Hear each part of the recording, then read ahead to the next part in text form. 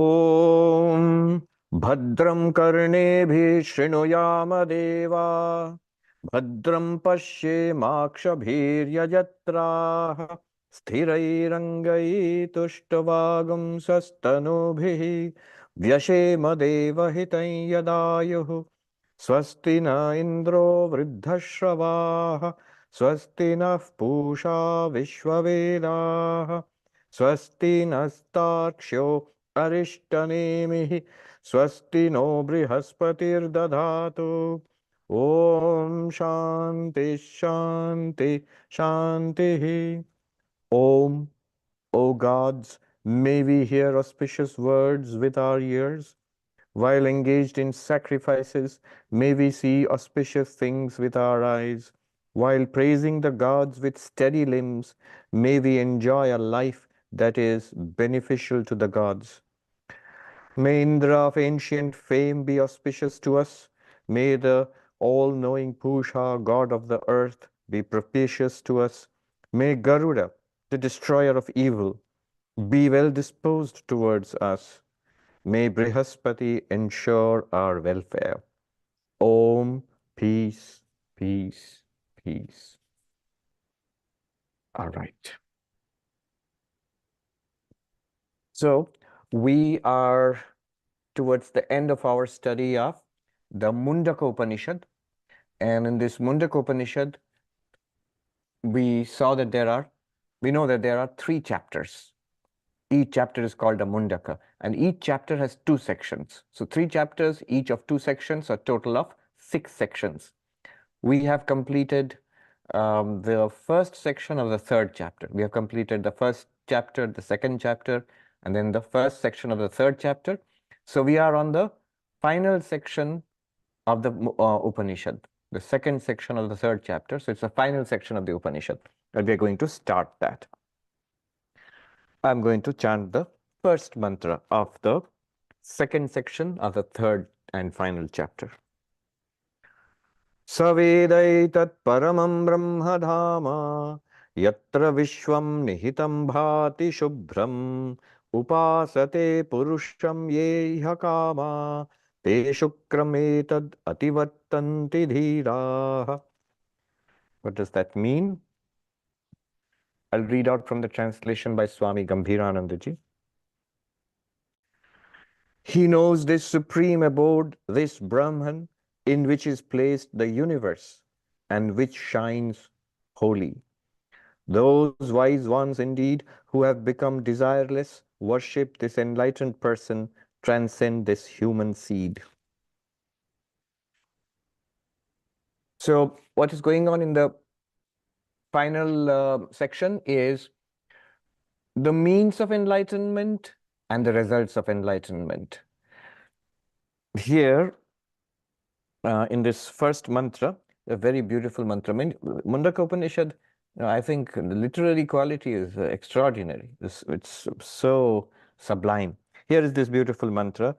Sarveda etat, the one who knows this. This means which? Go back to the original question asked by the student Shaunaka to the master Angira. The question was, sir, what is that by knowing which everything is known? So, kasminnu bhagavo vigyate sarvamidam vigyatam bhavati iti. Sir, what is that by knowing which everything here, sarvam idam, this entire universe of tremendous diversity, all of it is known, by knowing one thing. Very interesting. And then we understood later on that how can you know everything by knowing one thing? It is if the one thing is the material cause, then you know everything. What does that mean? The material cause of all clay pottery is clay. So if you know clay, you understand what clay is, then you know all pottery. In what sense? Whenever you are faced with a pot made of clay, you know that it is clay. And you also know whatever is made from clay, no matter what the kind of pottery it is, it will only be clay. Similarly, all waves, just water. All golden ornaments, no matter what their beautiful forms and names and innovations, they are gold. This lump of gold which you have, that itself will appear in many, many different ways. So in the same way, the claim is there is something in this universe. If you know that, you know the universe in reality. It doesn't mean you get an encyclopedic knowledge, that you know everything in detail. No, what everything is in reality, that you know. All right, what is that? What is that one thing by knowing which everything is known? That is the most remarkable claim of the Upanishads. That is you. You are the fundamental reality of this universe, not as we know ourselves, this apparent self. Swami Vivekananda has a lecture, the real man and the apparent man. So not this apparent self, as we truly are, what we truly are, when we know ourselves by inquiry, then you will realize that reality is this entire universe also. This entire universe is nothing but that one reality, which is pure consciousness, pure being, pure bliss, Sat Chit Ananda. So that was the claim. And the one who knows this, Saveda Etat. Etat means this ultimate reality, which is one's own real self. So the one knows, I am this ultimate reality because it's my real self. I am Brahman. This is the nature of the knowledge we require. If you know there is something called Brahman, that's not what is being talked about. If you believe that there is a God, I believe that their God is there, I believe in God, that's not what is being talked about. You know that there is something called pure being, which is the ground of this universe. That's not what is being talked about. There is some ultimate reality called Brahman. No, no, no. The knowledge is Saveda means the one knows, I am this. I am Brahman. That is enlightenment. What is this Brahman? Wonderful words are used to describe. Paramam Brahmadhama. Paramam Brahmadhama. Paramam, transcendent. Brahman, the ultimate reality. And it's called Dhama also, abode. We will see. Paramam, transcendent. This Brahman is transcendent means it is beyond Maya. One meaning is it is beyond the three gunas, sattva, rajas, tamas. The constituents of Maya are sattva, rajas, tamas. Everything in Vedantic and Sankhyan cosmology, everything is constituted of this sattva guna, rajoguna, and tamoguna. But this Brahman, this ultimate reality, and by implication, you are actually beyond Maya. You are neither tamoguna, you're not under the sway of tamas or rajas or even sattva. You are beyond all three. All three are in nature. They are not you. Another meaning of beyond is that which transcends all object. That which is an object, so the one which is beyond, which it transcends this objective universe.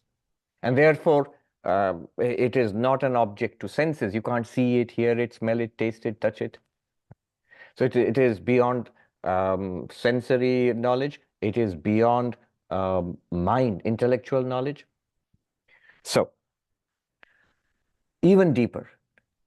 Beyond Maya also means beyond space, time, and causation.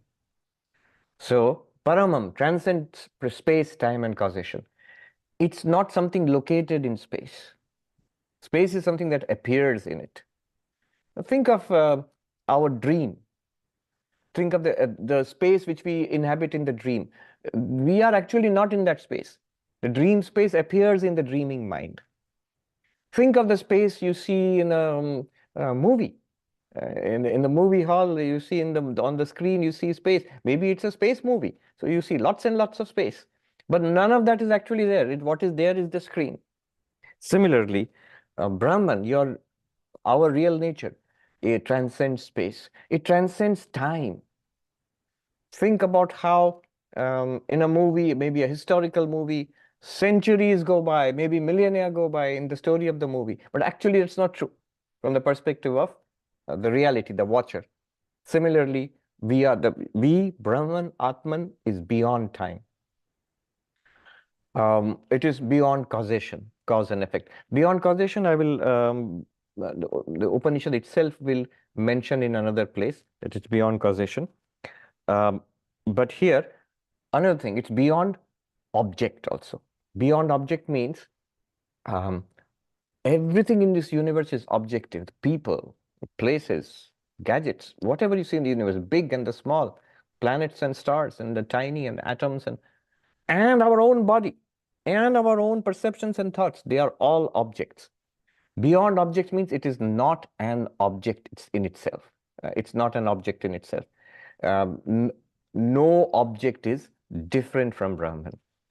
So beyond time, space, and object would mean, beyond space would mean that there is no space where the Brahman is not.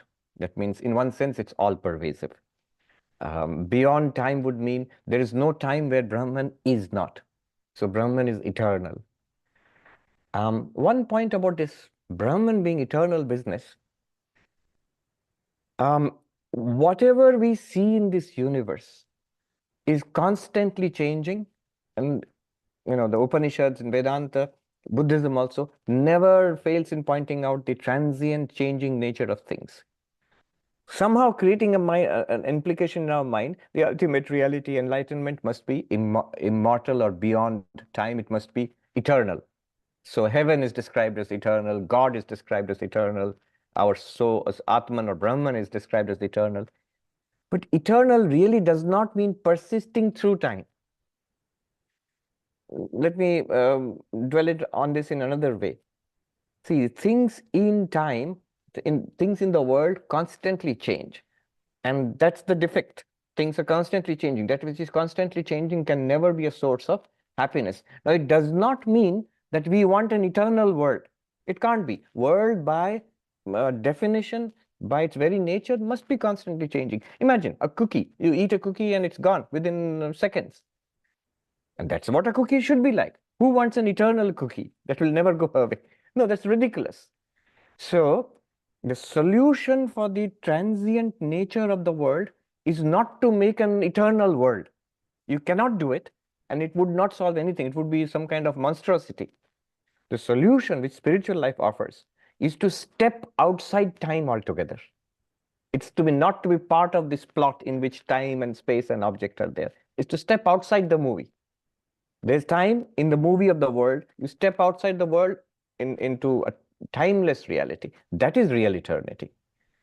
As somebody, I think it's Shakespeare, time must have a stop.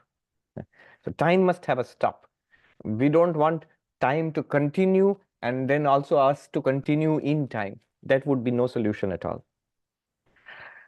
So eternal, beyond, Brahman is Paramam, transcends time, means it's eternal in the sense which I mentioned, timeless. Time must have a stop.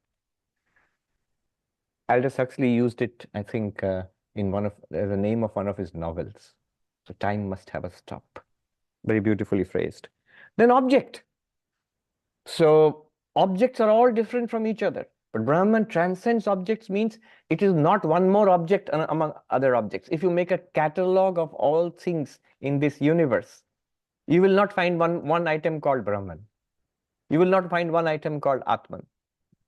If you make a catalog of all the pottery in a pottery display, one of the items will not be clay.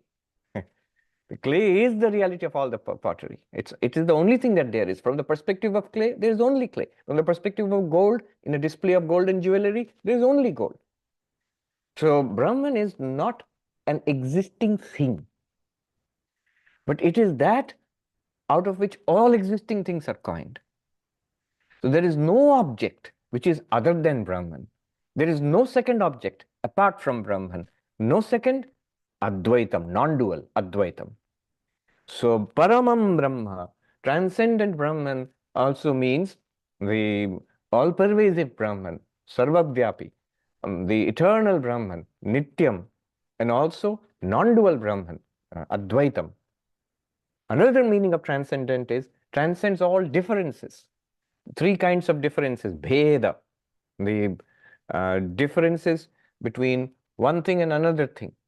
A cat and a dog, which is called difference in the kind of thing. The species or the classification is different. So say a mountain and a river. They're different things. But there is no such difference in Brahman. There is no different thing apart from Brahman. There's not that there's Brahman and there's some other things other than Brahman. No, there aren't. Whatever appears to be other than Brahman is only that, an appearance. It's not the reality. The second kind of difference is Sajatiya Bheda. Yes, there are no things apart from Brahman, but there can be more than one Brahman, multiple Brahmans, multiple. That does not make sense. Multiple infinities, multiple ultimate realities. No, no, no. With each thing, each Brahman would limit the other one.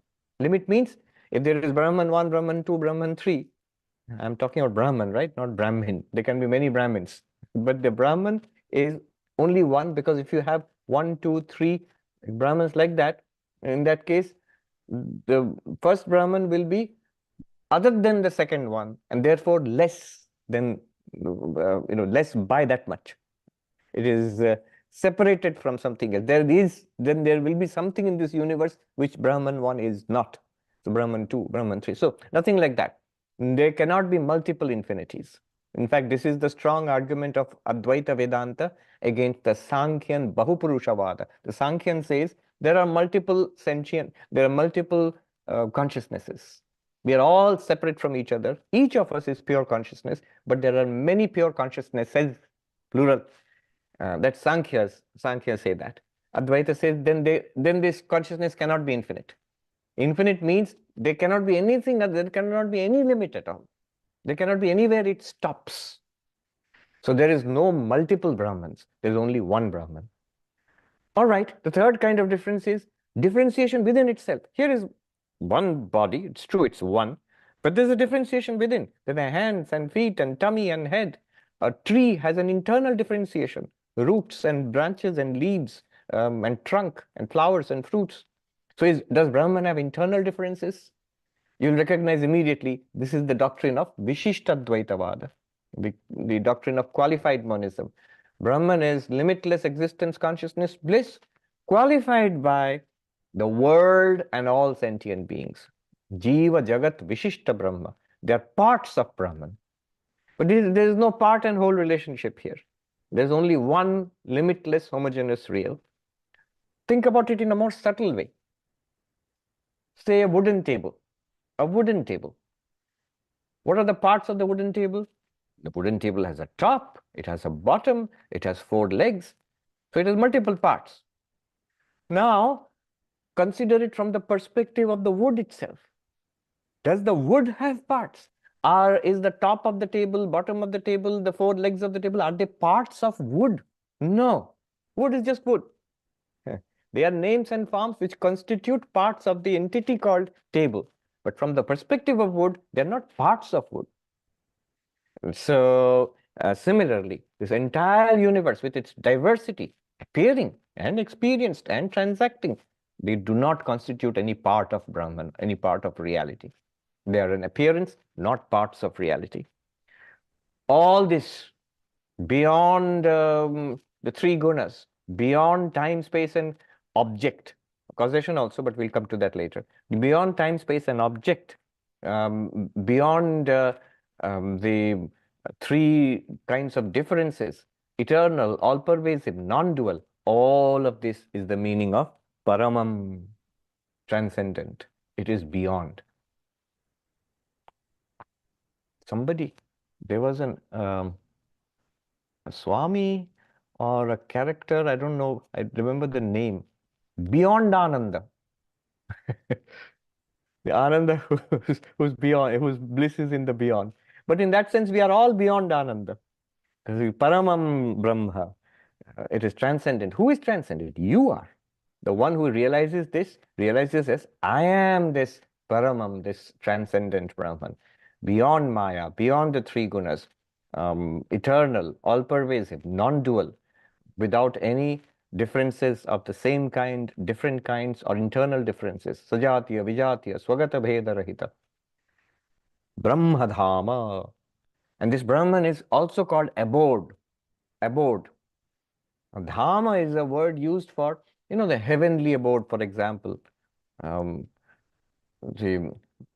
Dhama, the abode of Vishnu, or the abode of Shiva. We just had Shivaratri, so the abode of Shiva is Kailasha.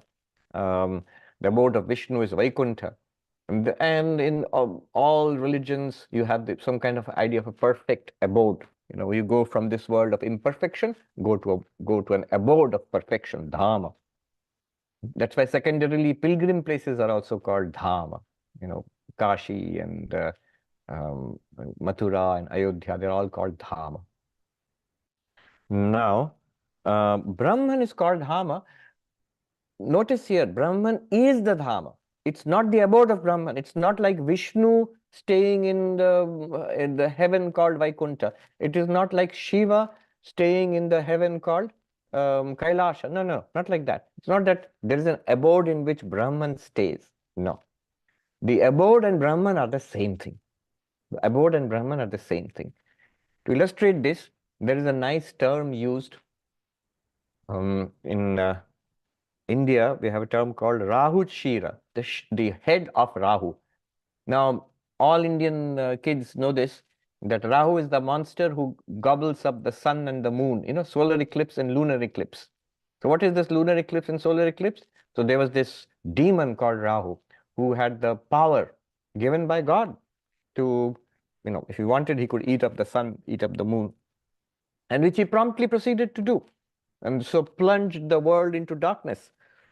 And so God had to come and rescue the world from darkness. Vishnu sends his discus, the famous Sudarshan Chakra, which comes and cuts off Rahu's head. So then the moon and the sun emerge from his throat. And so again, the world is delivered back into light. Now, Rahu is just a head. There's no body left. It's been cut off. Rahu is still there. He's just a head. And he regularly proceeds to devour the moon and the sun. But we just need not be scared. We just have to be patient because he's just a head. So when he devours the moon, it will come out from his throat in a short while. So that's the explanation of the eclipse. That is, but the point here, the interesting point is the head of Rahu. We say head of Rahu. But Rahu is just an head, just a head, because there's no body at all anymore. Similarly, when you say Brahmadhama, it does not mean the heavenly abode of Brahman. It means Brahman is the Dhama, just like Rahu is the head.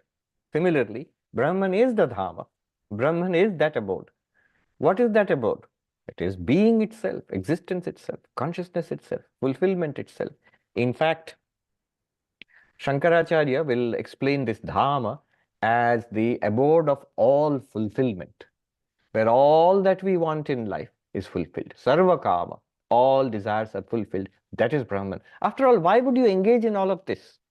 It is because what we are pursuing is the fulfillment of all desires. All that we are motivated by, not just us, all sentient beings, we are all motivated by the desire to overcome suffering and to attain fulfillment. Primarily by the desire to attain fulfillment. We are willing to undertake suffering also if we can get fulfillment, if we can get happiness. Only thing is, we get this fractional, transient, temporary, painful, reaction-producing happiness. And is there anything else? Spirituality, all spirituality says there is a fulfillment, which is beyond the senses, beyond earthly fulfillment. And that is what we are ultimately seeking.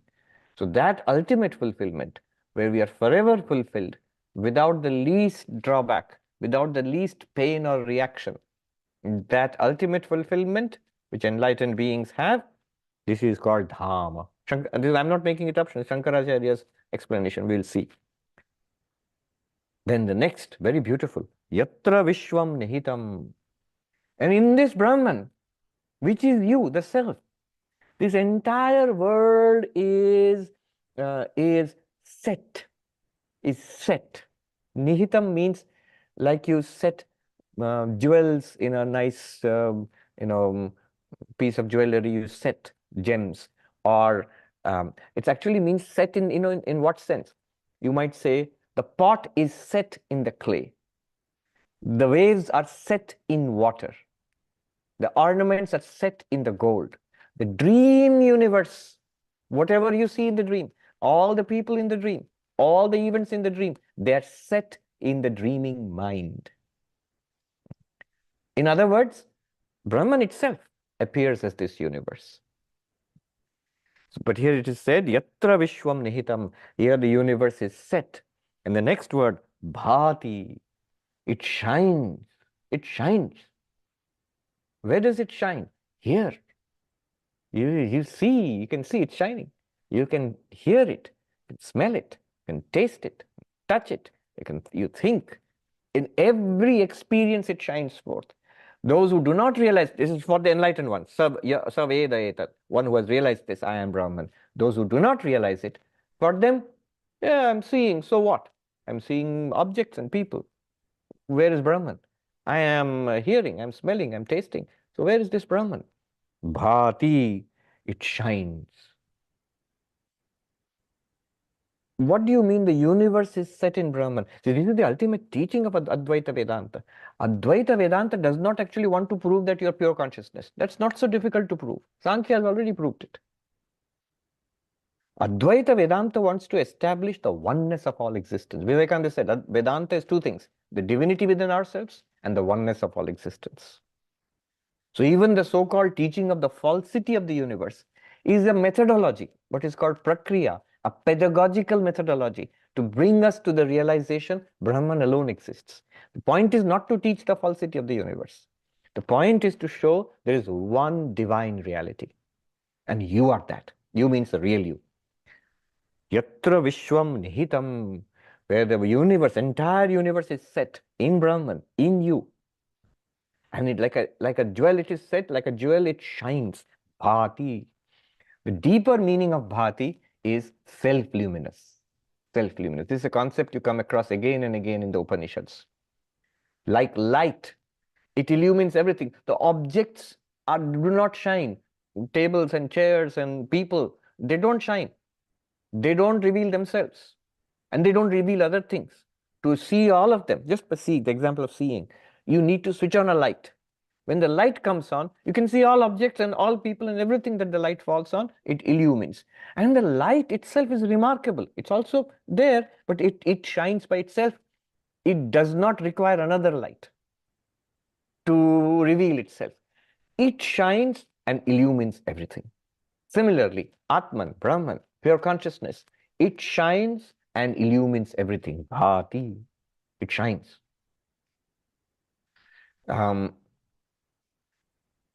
That which shining, everything else shines. So Atman shining, mind shines with reflected consciousness. All of our senses shine with consciousness borrowed from the shining mind. And the senses shining, we, forms and sounds and taste and flavor and all of that, smell, they all touch, they all shine, and the universe shines. But it all shines because of pure consciousness. A deeper analysis. What is this self-luminosity? It's like this.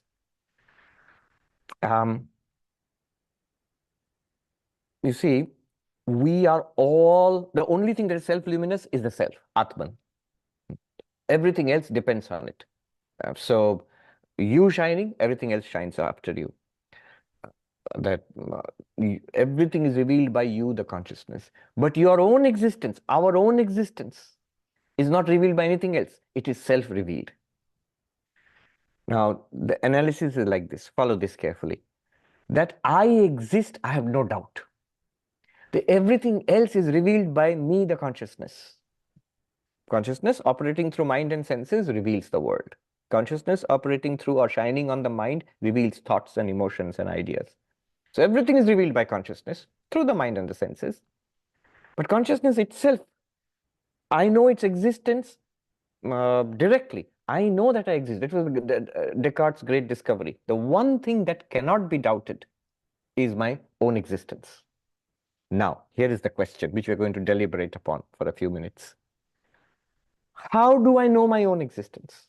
I say I'm certain of my own existence. But my question is, how do I know my own existence? How do I know that the computer is here? I see it. How do I know that I have eyes? I can see it in a mirror. The very fact that I'm seeing things shows me that I've got eyes. How do I know science and history and religion? Through study of books and experiments and all of that. So all of these I know. How do I know? I am a knower. These are known objects, and I have instruments of knowledge. So I know this book. Book is the known object, and I am the knower. And the instrument of knowledge is the eyes. I, the knower, with the instrument of knowledge called the eyes, know the object called book. I, the knower, with the instrument called ears. Of course, the mind is there in between, mind and the ears. I know the object called sound, the sound which is coming. You know, you are hearing. Like this. You know all objects, they are called objects of knowledge. Prameya in Sanskrit, prameya, object of knowledge. And you are the knower, pramata, the knower. And it's knowing subject. The knowing subject is constituted of consciousness, mind, reflected consciousness, all of it together is the knowing subject. You are the knower. And you have an instrument of knowledge. It could be the five senses and the mind and so on and so forth. So knower, instrument of knowledge, the object of knowledge. In Sanskrit, pramata, knower, instrument of knowledge is called pramana, and the object of knowledge called prameya. And that leads to knowledge, which is in Sanskrit called prama. All right, fine so far. So all knowledge is through these three. These three factors of knowledge: knower, instrument of knowledge, object of knowledge. Okay, notice they're all different. Knower is different from the instrument of knowledge, is different from the object. Now, ask this question. We all claim, I know that I exist, but how do I know my own existence? So my own existence must be the object of knowledge. In that case, there must be somebody, some knower other than the object of knowledge, knowing with the help of some instrument other than the object of knowledge. What is the object of knowledge? My own self, my own existence, let's say. That's the object of knowledge. Then the one who knows this object of knowledge, my own self, must be different from the self and must be employing some instrument of knowledge which is different from the self. If you do that, then I, the knower of the self, must be different from the self. Then who knows that one? The knower of the self. Then you will have a prior self. To know that one, you will require one more self. And this is what is called regressus ad infinitum. In Sanskrit, in Nyaya logic, anavastha dosha, the fault of having no ground. There will be no end to this series. So the self, what it shows is it's a fault in reasoning. This is not the way to come to understand who is knowing the self. So the self is not known by the usual process of knower using instrument of knowledge, illumining an object of knowledge. That will not work for the self because it will lead to a regressus ad infinitum, anavastha dosha. And yet we have a fact before us which requires an explanation. I know my own existence. So it cannot be through that threefold factor. In Sanskrit, triputi, the usual way in which we know all things, that will not work for this knowing the self. Then the only other option is the self is self-revealed.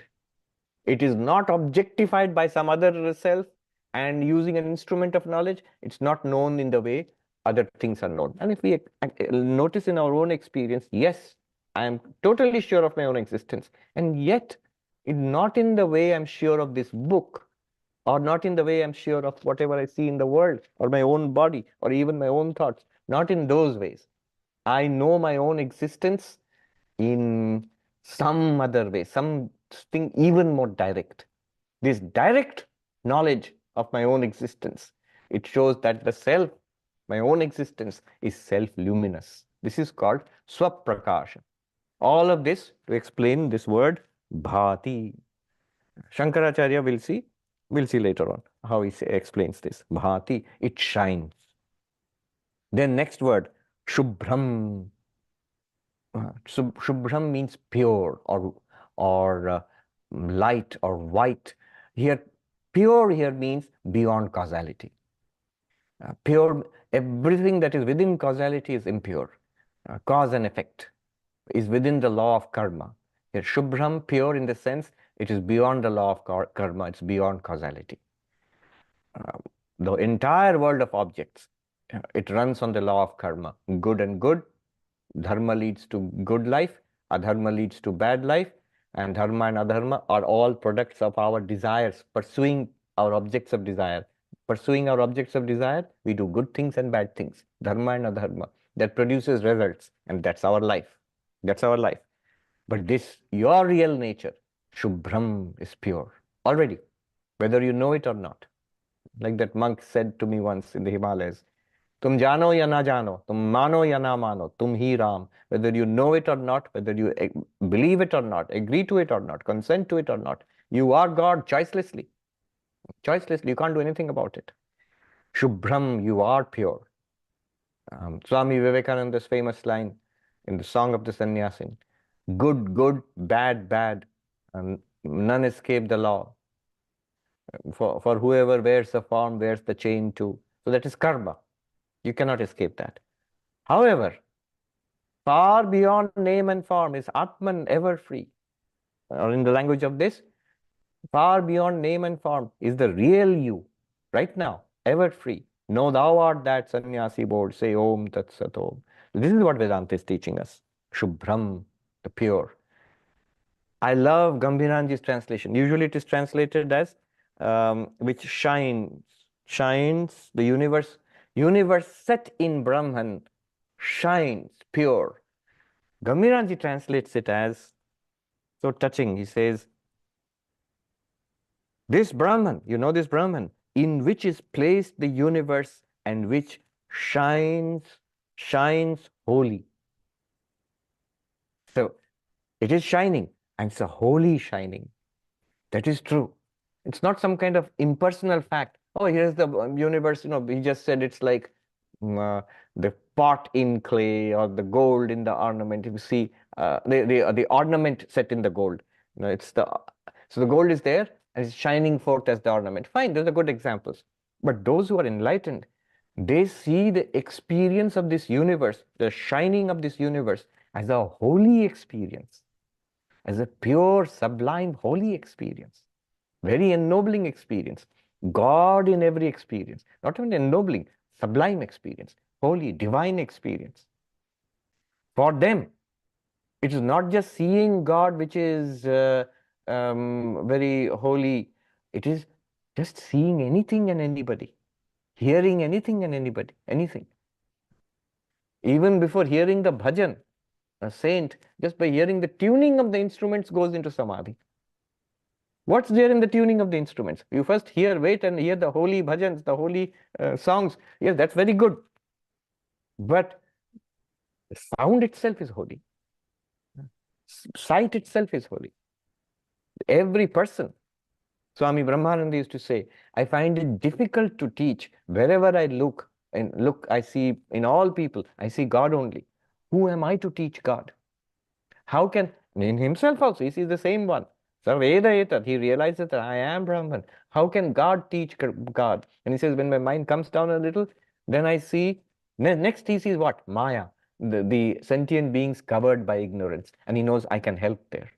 I can, bring God to see God. I can hold up a mirror in front of God. That's my service, my worship. So he can do that. Universe shines in Brahman and holy shining. Keno Upanishad, which we will read next after this. The Keno Upanishad says, Pratibodha viditam matam amritatvam hi vindate. In every experience, you must realize God. And effortlessly, you must realize God. And choicelessly and ceaselessly, it must be God. I'm using God language, theistic language. You can call it Brahman, you can call it, but the holy. You must realize the holy. So, where shines the universe holy, holy shining. What an extraordinary experience. Just imagine the holiest experiences we have had in the presence of an enlightened being, in an ancient temple, in a moment of ecstatic prayer, in the moment of intense devotional music which uplifts your mind. All of that, but all the time, and even more than that. And in what? In just seeing the universe, experiencing the universe, in every experience. So this is the state of the enlightened one. Now he says, that enlightened one. Remember the last mantra we did in the last section. It was recommending the worship, the adoration of the enlightened one, the Guru. So he says, that enlightened one should be adored, worshipped by Dhira, the spiritual seekers, the qualified spiritual seekers. Dhira means the qualified spiritual seeker. What should they do? Purusham upasate. Such a being, such an enlightened one who has realized that by knowing which everything is known, that transcendent, paramam, beyond Maya, eternal, all-pervading, non-dual, that Brahman which is itself the Dhamma, the fulfillment of that all possible fulfillment, all at once, where this universe, This is the beauty of this teaching. It is grounded in this experience. It's not talking about some heaven somewhere which you will see after death. Here, the one which you are seeing. This universe is set in Brahman. And it shines. Yes, it shines. It shines holy. Such a one, Purusham, such an enlightened one, Upasate. You, we, the spiritual seeker, we should worship. Upasate, worship, adore, have faith in. So this is the Guru Puja, so this is the Guru culture, which is very prevalent in Hinduism, also to Buddhism and Jainism, and Sikhism, of course. The worship, the adoration, the reverence for the spiritual master, the enlightened spiritual master, of course. Now, just by worshipping and bowing down, and will it help us to become enlightened? He says, he just recommends the worship. And Shankaracharya will also say, puja, worship the Guru, the enlightened one. But the deeper meaning, upasate. Upasate definitely means worship. Upasana means worship. But the more precise literal meaning of upasate is to sit near. Upasana means to sit near, from which the word Upanishad comes. So upasana is to sit near. Sit near this enlightened being. Sit near this enlightened being. Sit where he or she is sitting. Where is this person sitting? The enlightened one, where is he sitting? He's sitting in Brahman. Is this enlightened Guru? Where does he sit? It's a good thing to ask. Where does he sit? Where do we sit? And where does the enlightened one sit? Is the enlightened one sitting in his learning? Is the enlightened one sitting in the respect and the dignity of being the Guru? Is the enlightened one sitting in power and in politics? Is the enlightened one sitting in the pride of being an enlightened one? Is the enlightened one sitting in the body? Sitting here. Where am I? I'm here. No. Is the enlightened one sitting in the mind? No. The enlightened one is sitting in Brahman. Sitting in Brahman means I am Brahman. There is the enlightened one. So put your asana near the enlightened one. Upasate, a very deep meaning. Sit where the Guru is sitting. Sit next to the Guru. Upasate, sit near. Sit near means where is the Guru sitting? The Guru is not sitting in his glory as a learned person, as a holy person, as a leader of a religious movement, or as a recipient of so much adoration and reverence, or in identity with the body, sitting in the body like we do, sitting in the personality of the mind. No, the Guru is sitting in Brahman. Sitting in Brahman means centered in Brahman. I am that. Upasana, this is the deeper meaning. When you do this, you will get the knowledge.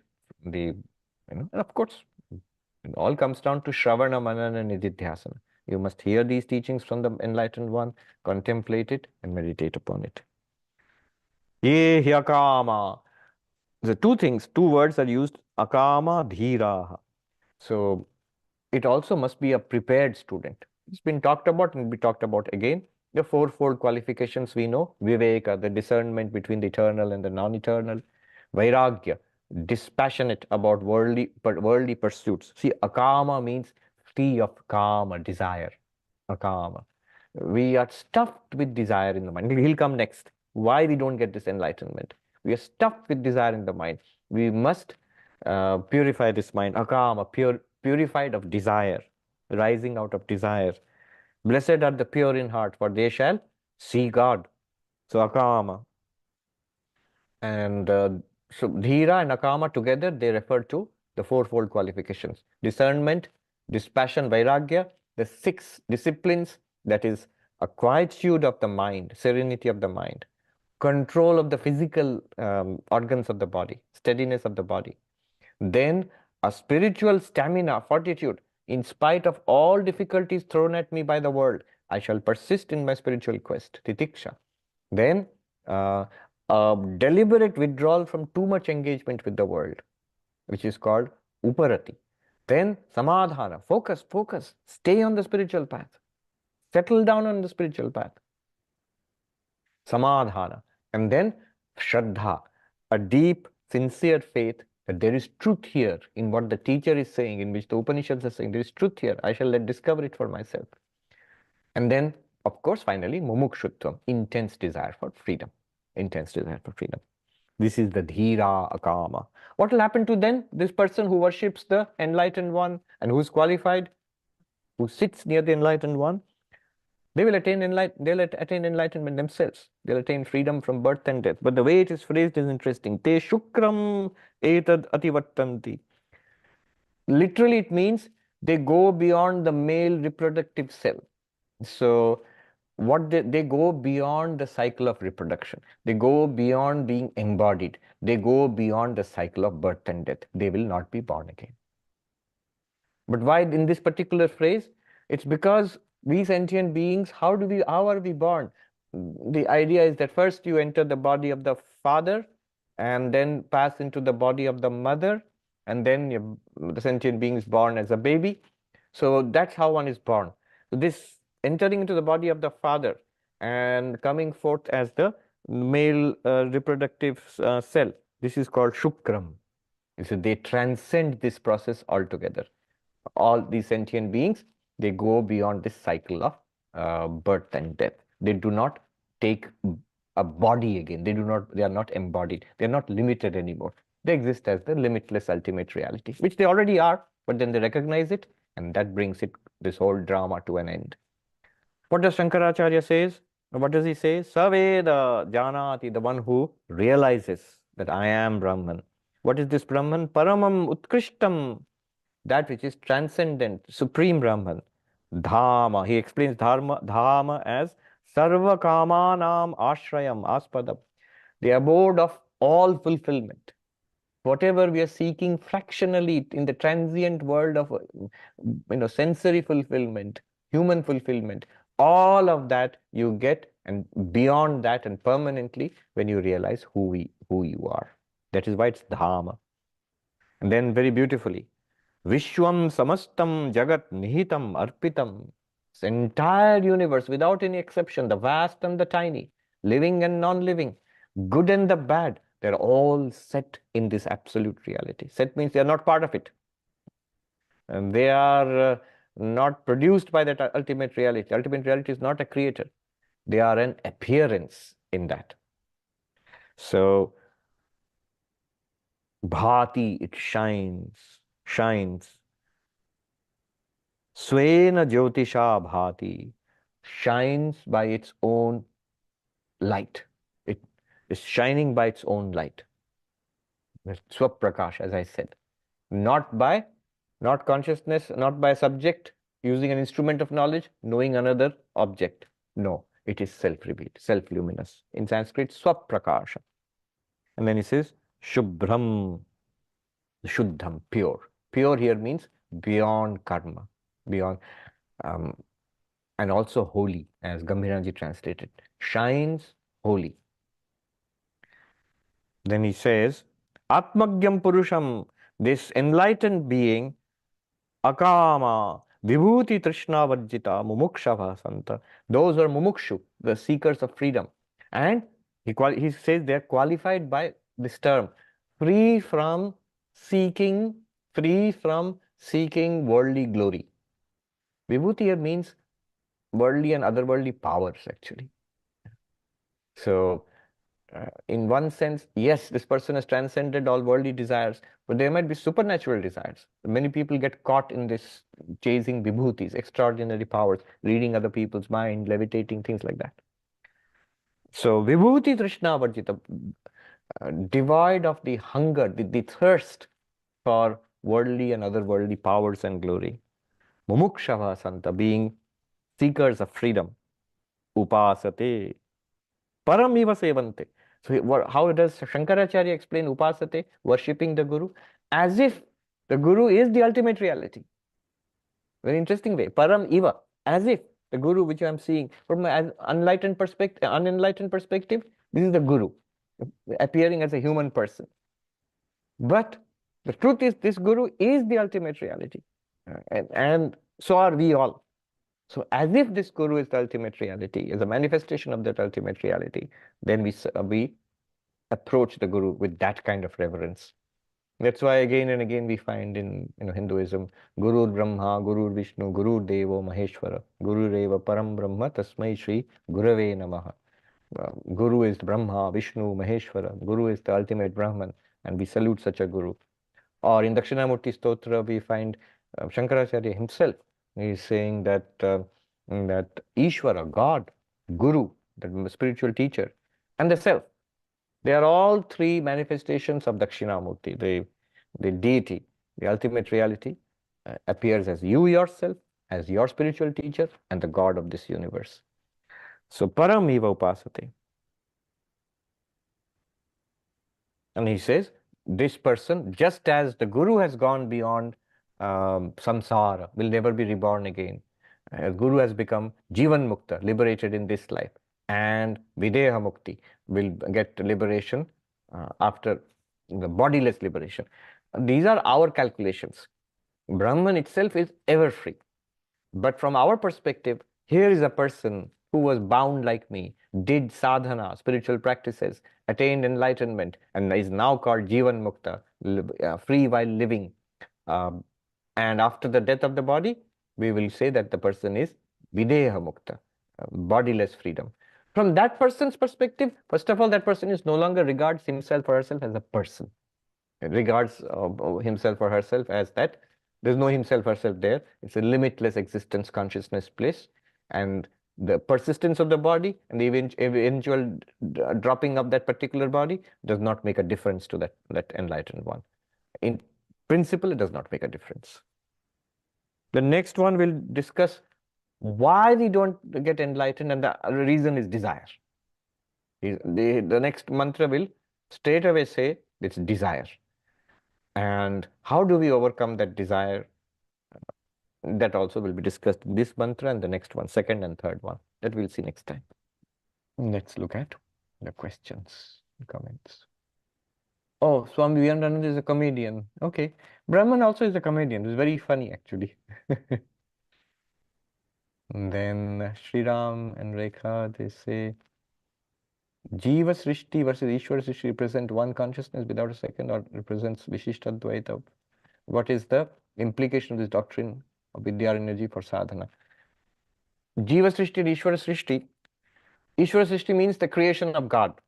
Jiva Srishti means our personal, individual sentient beings creation. What does this mean? It's an interesting idea which is propounded in the Panchadashi, a text by Vidyaranya Swami. The point he makes is, quite apart from Brahman, Maya, ultimate reality, it is even this world as it is, which is the creation of God, that also is not a cause of sorrow. It has been placed here and is perfectly suited for our spiritual evolution and freedom. That's what it's supposed to do. Then what really gives us sorrow is not the world. What really constitutes samsara is not the world created by Ishvara, by God. It's what we impose upon it.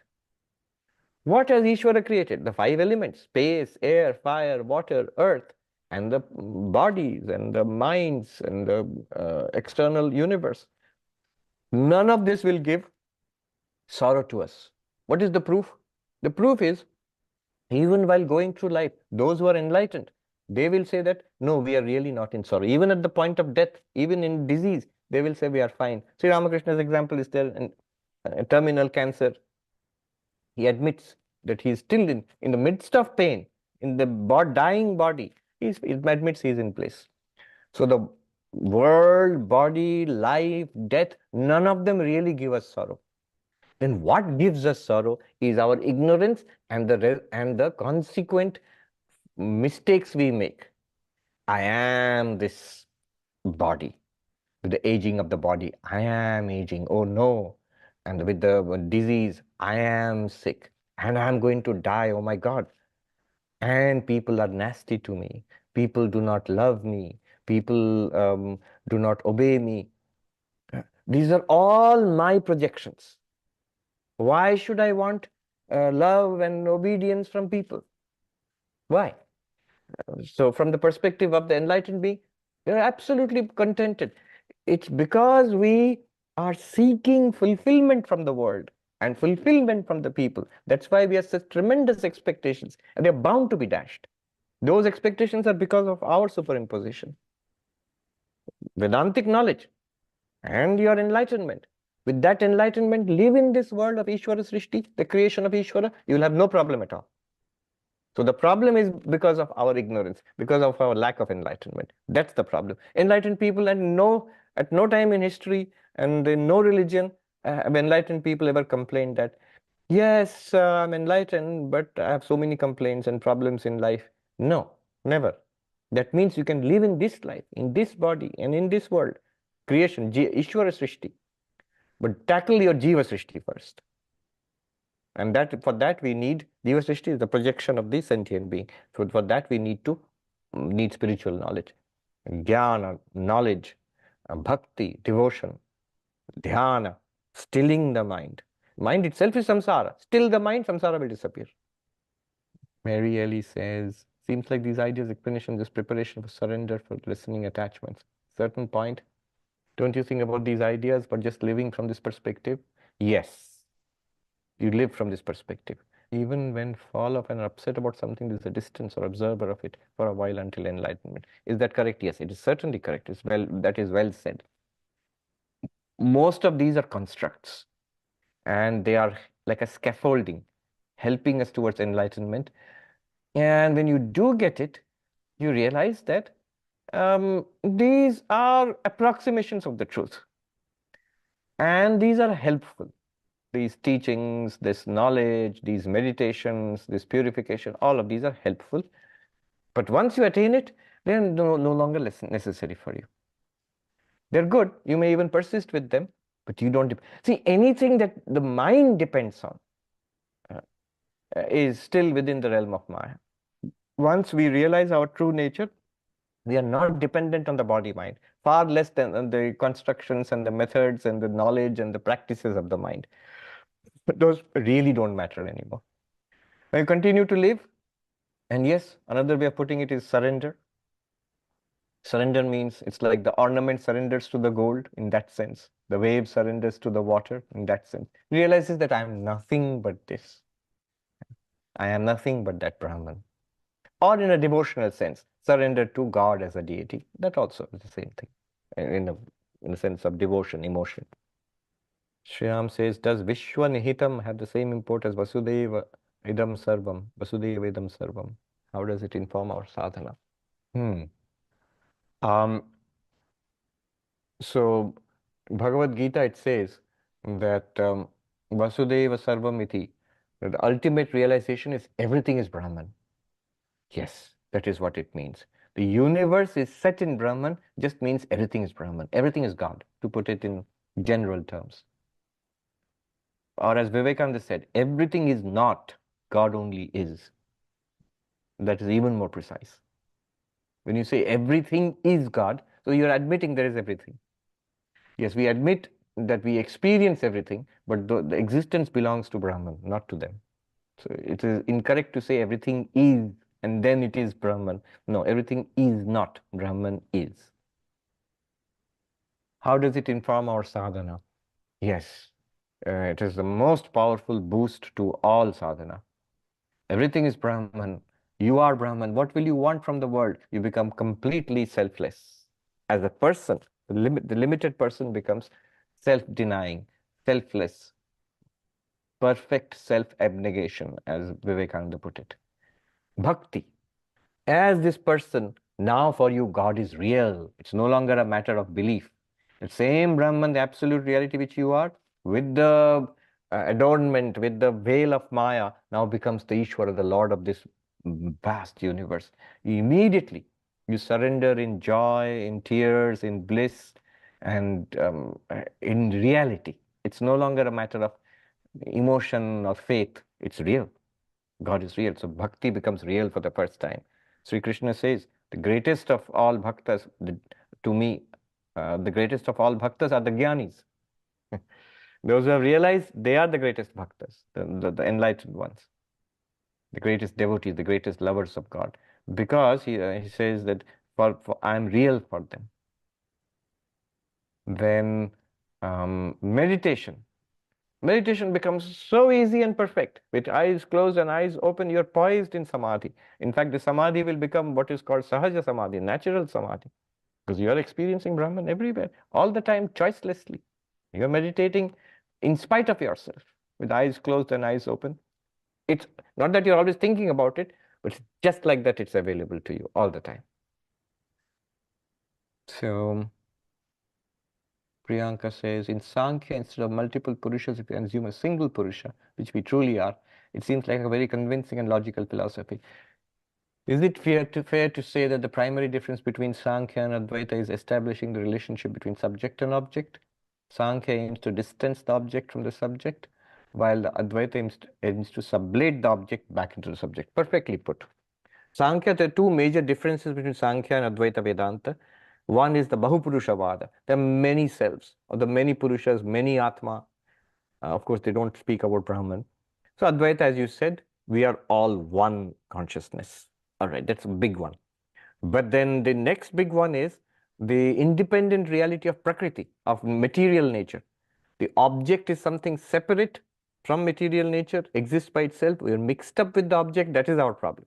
We need to separate ourselves and see ourselves as pure spirit. Advaita says, yes, you do that, but then consider what is the object, the entire universe. What is it? It's nothing other than an appearance of the spirit itself. So you have what is called sublation, badhita. The world will be experienced. The Sankhyan will say you are experiencing a real and external world. Advaita will say you are experiencing yourself. It is nihitam, Vishwa nihitam. This world is set in Brahman and it shines holy. What we just read now. So this is the second big difference between Advaita and Sankhya. Yes. So Sankhya is fundamentally dualistic. Advaita is, as the name suggests, non-dualistic. What appears as a second is not a real second. It's an appearance of Brahman itself. Dharmesh says, does your method of Prameya, Pramana, Pramata same as the method shown in Drigdrishya Viveka? Not really. Prameya, Pramana, Pramata is the standard epistemology in Indian philosophy. A knower, instrument of knowledge, object of knowledge. All schools of Indian philosophy have their theories of these three. Who is the knower? How does the knower function? What are the instruments of knowledge? And what are the objects of knowledge? Different schools of Indian philosophy will have different theories of these. But here we are just using this to show the self-luminosity, to prove, logically prove the self-luminosity, make a case for the self-luminosity of the self. Swaprakasha bhati, shines forth. Sanket Patil says, the infinite regress you referred to, can it be solved like this? A knows B, B knows C, and C knows A. Yes, so that will, there'll be another fault. It's called a chakraka, a cyclical argument. So I know B and B knows C, but then C knows A. So you don't need another one after that. But no, you cannot do it like that, because that's also a fault. So it makes one dependent on the earlier one. So there'll be two faults. Either you will fall into the trap of the cyclical argument, or you will fall into the trap of the regressus ad infinitum, without ground. There'll be no end to that, this infinite regress. Dimitri says, does self-luminous mean that Brahman is self-aware without the need of mind acting as a mirror? It's a subtle question. Direct answer to you, yes, but careful how you understand it. Brahman is not self-aware the way we are self-aware. We are self-aware right now because of, yes, of course, because of consciousness, but consciousness reflected in the mind.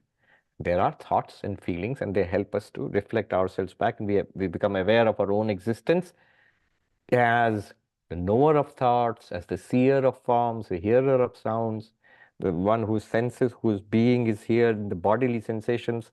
All of these makes us self-aware.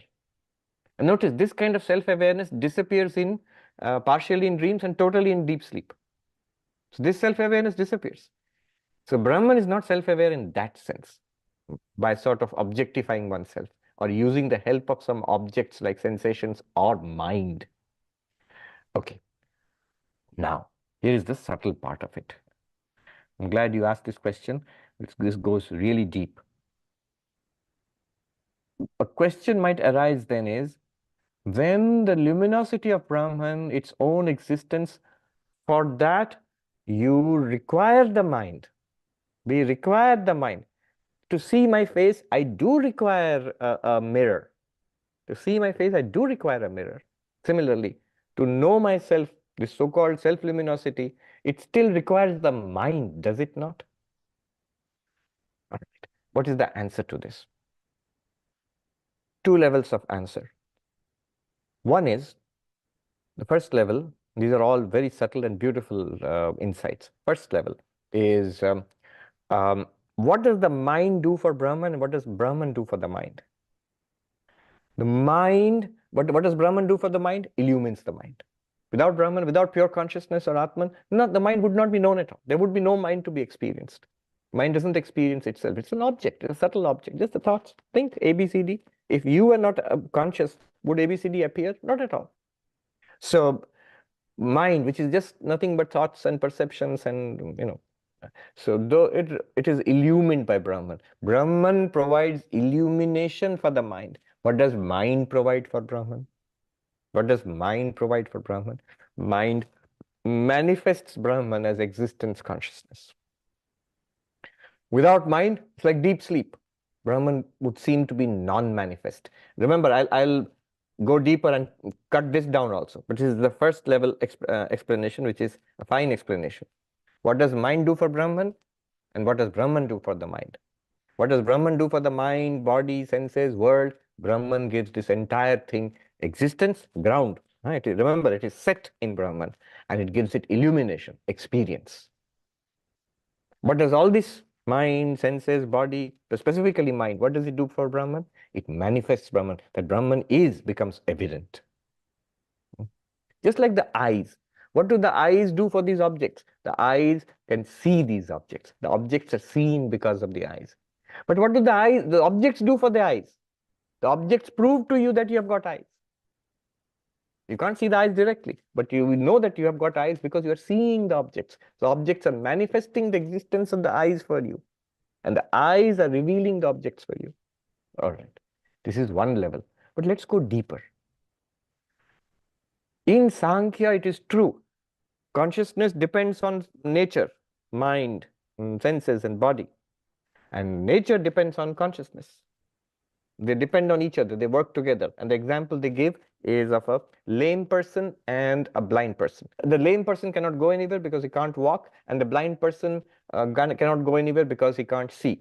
But the blind person carries the lame person on his shoulders, and the lame person gives the directions to the blind person. So the blind person can walk. So together they can go places. They can achieve things. They can get things done.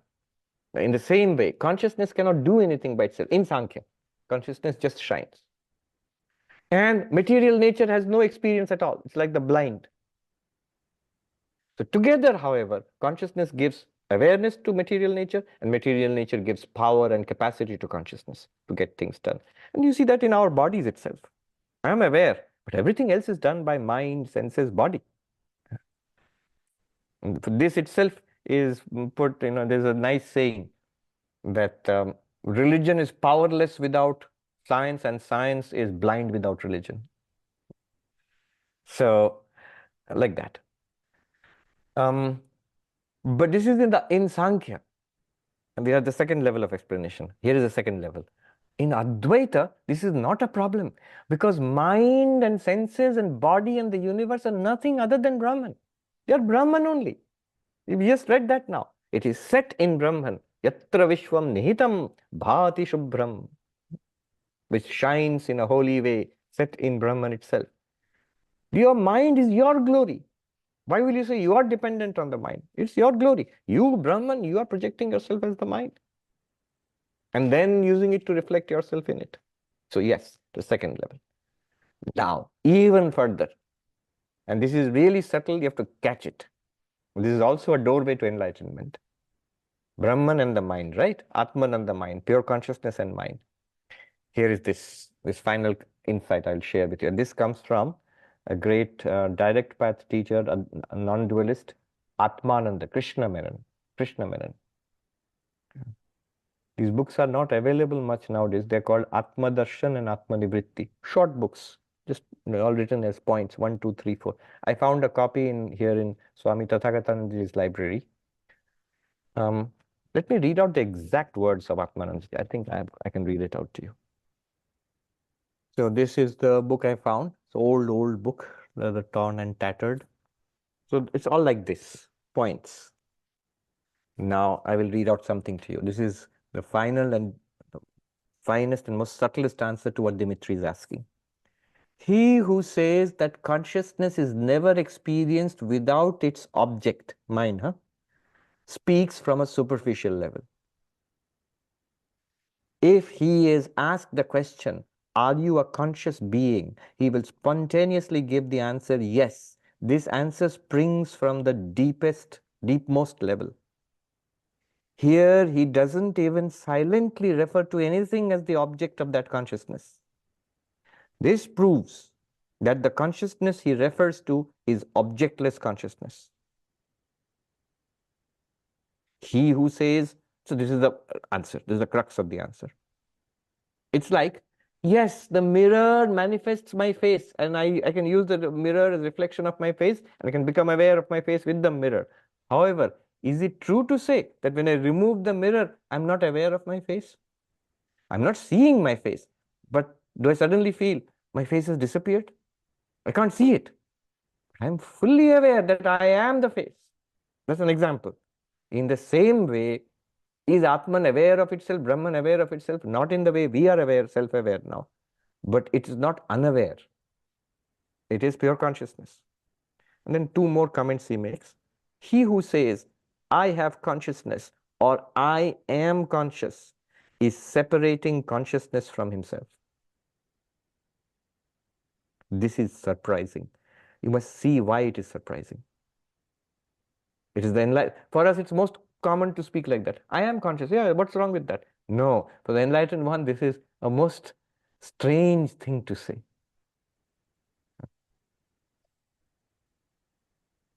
What is not consciousness comes under the category of the known. The I is always the knower and can never be the known. Therefore, consciousness and I are one and the same. So what thinking about what he has said? Especially that point. The feeling that we get after studying Vedanta, Sankhya, analyzing all this, that somehow consciousness is manifested by the mind. I just said earlier, what does the mind do for consciousness? Manifests consciousness. What does consciousness do for the mind? Illumines mind. This is also superficial. Consciousness does not depend on the mind. However, mind does depend on consciousness. There's no doubt about it. Mind is also nothing but an appearance of consciousness. Yes, Dimitri and Bhargavateja also. I hope this is, I don't know if it's satisfactory, but it's certainly food for thought. John Lura says from the last week question, perhaps my discernment of awareness separate from mind is not an unnecessary step.